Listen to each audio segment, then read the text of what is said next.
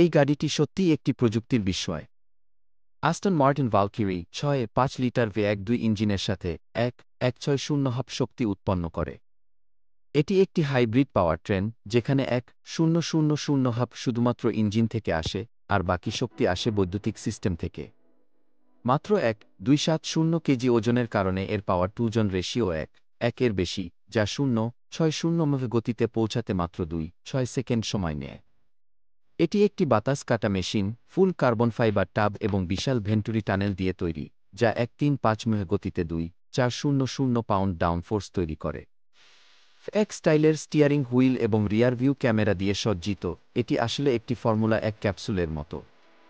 এখন পর্যন্ত মাত্র 1.50টি কুপ এবং 400টি এমরফ্রা ট্র্যাক শুধু সংস্করণ তৈরি হয়েছে, যা 1.300 এবং 2.50 গতিতে পৌঁছাতে সক্ষম।